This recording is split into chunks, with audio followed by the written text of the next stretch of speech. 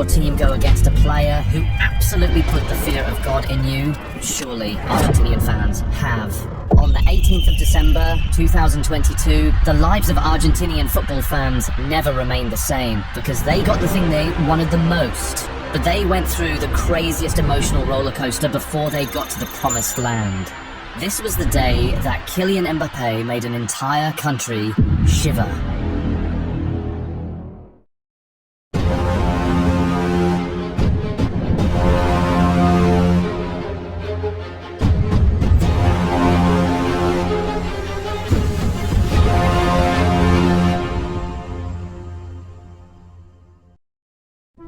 You see, the 2022 World Cup final was extra significant for many reasons. Many fans of Lionel Messi and Argentinian football in general saw this as the very last dance. Messi was already 35. He was not going to have a better chance to win the World Cup again, the one trophy that was missing from his cabinet. Messi and his men had started their journey on the wrongest foot, shockingly losing to underdog Saudi Arabia in the opening game of the tournament. But they managed to turn things around, winning their last two group games to top their group and make it to the knockout stages. The knockouts weren't easy. They were really tested by Australia in the round of 16. And then, in the quarter-finals, they were involved in what was perhaps the most violent match in World Cup history, which eventually had to be settled on penalties. But then they cruised past Croatia in the semis to book a place in the final for the first time since 2014. You see, apart from the fact that it was likely Messi's last final, there was also some pressure on Argentina because they had not won the World Cup in 36 years, and they also had a pretty bad record in finals, having lost all of the last 4 finals they had played before 2021. But then they managed to break the duck in 2021, winning their first major trophy in 28 years. And they quickly followed it up with the Finalissima, so going into that final they had some hope. But that hope was perhaps a little deflated when they found out that they would be going up against France. Now, apart from the fact that France were the reigning world champions, Argentina personally did not have a good experience with them. On their way to becoming world champions in 2018, France trampled over Argentina. These two footballing giants met in the round of 16, and a teenage Mbappé absolutely ran riot on the South Americans.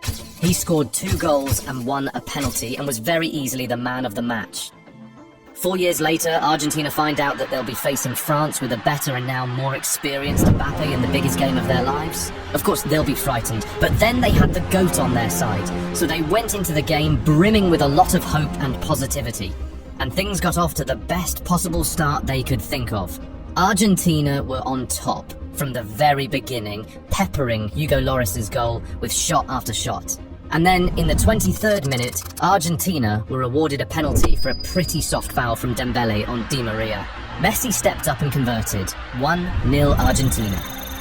But there's really no Argentina final party if Di Maria hasn't scored. He scored in the Olympics final in 2008, the Copa America final in 2021, and now in 2022, he stepped up for his customary final goal in the 36th minute.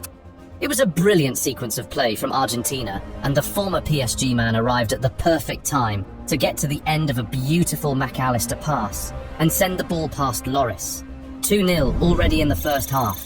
Argentina were in dreamland.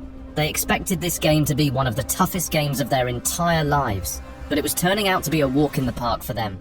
At halftime, not only were they 2-0 up, they were in total control of the entire game. They had more possession and had nullified the Europeans completely.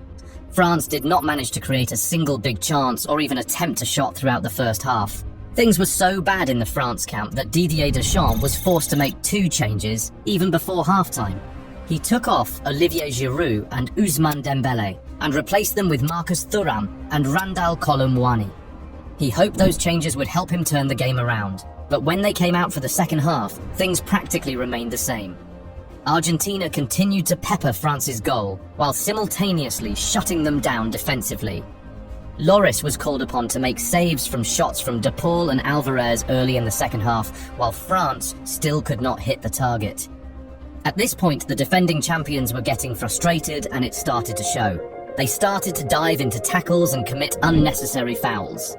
This led to Adrien Rabiot being shown a yellow card just 10 minutes into the second period. But still, nothing changed. At this point, with a 2-goal lead, Argentinian fans started to feel like they could touch the trophy. The coach even started to think about managing the lead, so he took off Di Maria in the 64th minute and brought in Marcos Acuna, a defender. It was obvious what he wanted to do at this point, shut down everywhere and protect the lead. But that soon turned out to be a very bad decision. Anyway, France also made changes, taking off Griezmann and Theo Hernandez to bring on Coman and Camavinga in the 71st minute. That still didn't have a quick effect on the game. Argentina continued to dominate. They were on cruise mode until they were hit with their first turbulence of the night. In the 79th minute, Mbappé sent a ball through to Colomboani, who got in a duel with Nicolas Otamendi. The Frenchman appeared to have outmuscled the Argentine centre-back, and then Otamendi brought him down in the box. Penalty.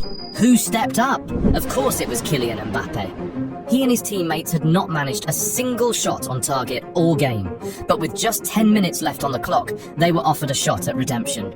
But then, Mbappé was up against a penalty specialist in Eni Martinez, so it was not going to be easy. Well, indeed it wasn't easy, because Martinez went the right way and even got a hand to the ball, but the shot from Mbappé was so fast and so powerful that it found its way into the back of the net. 80 minutes on the clock, 2-1, game on. Now, the Argentinians were a little shaken. They had managed to lock France up for the vast majority of the game, but Otamendi lost his head for a quick second, and with just their first shot on target of the entire game, Les Bleus were back. Argentinian fans started to bite their nails, but they had shown defensive solidity in the past, so surely they could hold their slender lead for 10 minutes, right? Wrong. They could not even hold the lead for 1 minute. The very next minute after France's goal, Messi was robbed in the middle of the pitch by Coman, and he started a French attack, which ended up with a cute little give and go between Mbappé and Thuram, and boom! Mbappé had produced one of the best goals we've seen in a World Cup final. He volleyed the ball beyond Martinez and dragged France back into the game. Peter Drury called him an awesome force of nature. Mbappé! Oh, wow! He is an awesome force of nature! And I just couldn't agree more. Surely, at this point, Argentinian fans started to have so many flashbacks. 2018 when Mbappé scored twice and sent them packing, or 2014 when they were in control for so long in the final against Germany, but ended up losing it at the very end. Take your pick. There was not one fan of Lionel Messi or Argentinian football in the world who wasn't shivering at that moment. Yes, Mbappé had been quiet for much of the game, but when he chose to rise, he was the scariest thing ever. After his 81st minute equaliser, the entire nation of Argentina trembled each time Mbappé touched the ball. They were begging for extra time.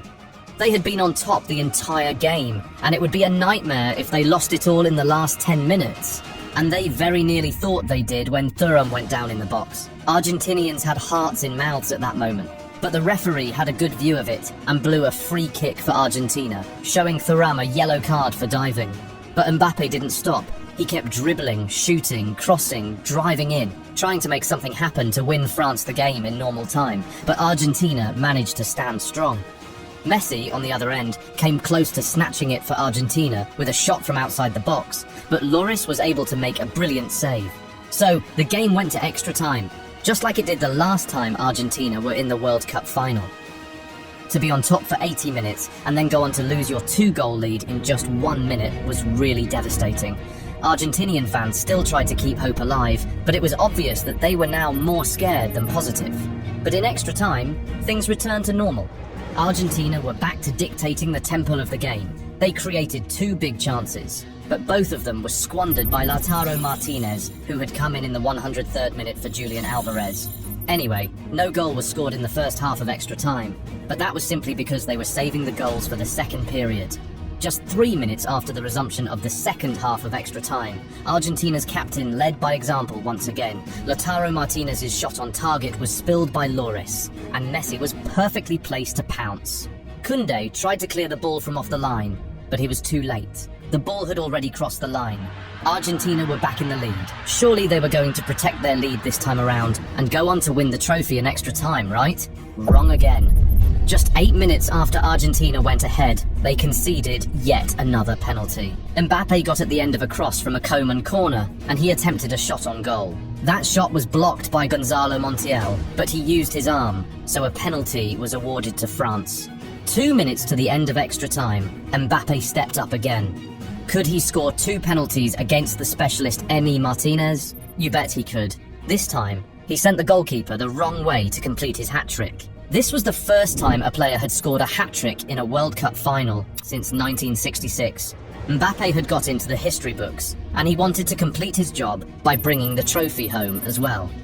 So, he kept going. He sent in a cross to Colomwani, but the striker missed the header by a hair's breadth. He also tried to dribble in from the left like he always does, and he very nearly got a clear sight of goal after going past 3 Argentinian players. But Enzo Fernandez was there to produce a very crucial interception, and Paulo Dybala came and cleared the ball as far away as he could.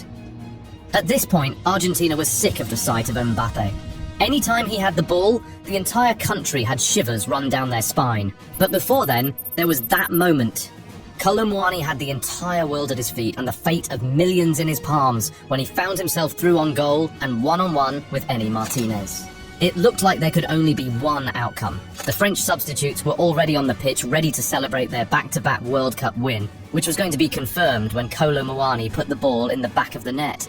But somehow, unbelievably, inexplicably, unfathomably, Emi Martinez pulled off one of the greatest saves we have ever seen in a World Cup game. Everyone who saw that knew they were watching history. Many French fans were asking why Colomwani did not pass to Mbappé, but Argentinians were happy he didn't. Anyway, that was it. These two teams were inseparable in 120 minutes, so the game went to penalties. And guess who stepped up first for France? Yes, that same guy, Kylian Mbappé. Could he really put 3 penalties past Emi Martinez in the same game? You bet he could. He beat Martinez from the spot 3 times in one game. Not many players can boast of this. Anyway, Messi also stepped up first for Argentina, and he converted his penalty as well. But Koeman and Tchouaméni missed, while Argentina remained perfect. And that was how they became world champions for the first time in 36 years. Argentina, champions of the world! They had to work for this particular trophy. Argentina managed to come out as winners, but Kylian Mbappé made an entire nation shiver from minute 80 to minute 120. What a day that was. Guys, is that the greatest final in the history of the World Cup? What do you think?